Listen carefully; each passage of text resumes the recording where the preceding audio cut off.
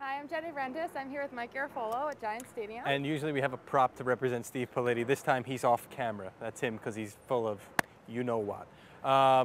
What's going on? Welcome back. Thanks. Had a little. We didn't see you. We didn't see you in Cleveland. I know, and I thought. And that's why the Giants play so poorly. Don't worry, I'll finish all your jokes for you. Thanks, Mike. I appreciate it. You got it. Really appreciate that today. 'Cause I'm a little tired, so glad you could pick up my slack. Hang in there. Well, what topics are we going to discuss today? Well, first of all, the Giants are playing San Francisco on Sunday, right? Yep. So there are things about the kicking situation. What can you tell Oh, us? I would just like to announce right here that I will be kicking for the Giants on Sunday. I don't know if Tom Coughlin agrees, but I don't know what Lawrence Tynes just came out and said. I'm kicking. I think he was told that he was going to kick, but Tom Coughlin likes to keep that stuff quiet, if he can. I don't know. I don't know what a kicker does to change another team's game plan. I have no idea, but this is the NFL where everything is a competitive edge and you want to keep it quiet. I don't know. I understand Tom Coughlin is upset with this. I don't know if he's vindictive, though. So I don't know if he'll say, well, Tynes, you went out and you told the media, so now you're not going to kick. I'm going to put Carney. I don't know. We'll see what happens with that. I still think Lawrence Tynes is going to be the guy, but I do know Tom Coughlin was not happy, despite his quotes this morning about how he appreciates Lawrence Tynes' competitiveness or whatever that was all about. Well, I mean, you have to say something like that, I Yeah, guess. right. It's all about PR, Jen. Well, so I guess speaking of PR, pass rush. Oh, she's good. She's good. Pass rush, non-existent against the Browns.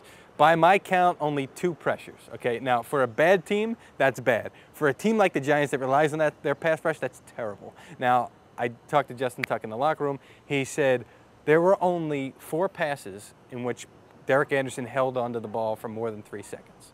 Okay. Now, 1 or 2 of those was a rollout, so you take that out of the equation too.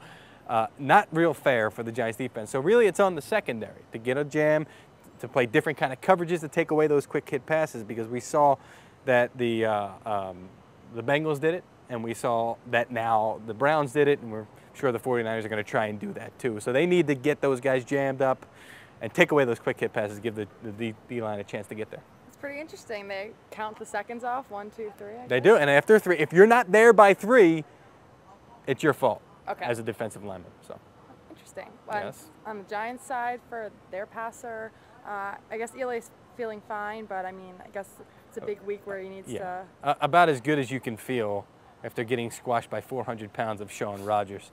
I mentioned this in the paper today. The Browns blitzed a lot and were very effective. It's not about quantity of blitzes so much I don't know what I'm saying. Quality. It's not about quantity so much as quality.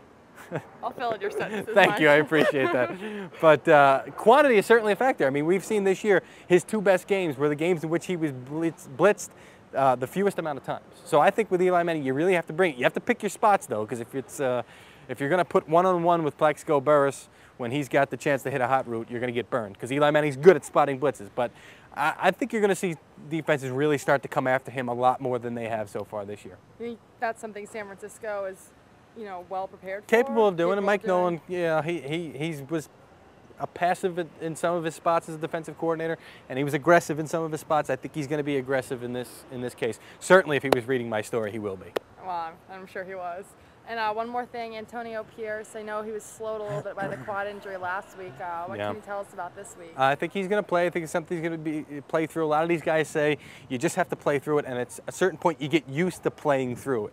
And then that's when you're kind of over the hump, and then it'll kind of heal itself, and it doesn't affect you so much. I don't know. I think that's what he's going to try and do.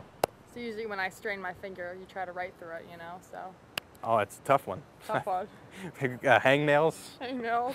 So it's a rough life as a writer. Doesn't even affect me anymore when I get a hangnail. So. All right. Well, thanks for joining us. We're here at Giants Stadium. Mike, Jenny. Jenny, get some sleep and some coffee, and come back next week ready to go. Thanks.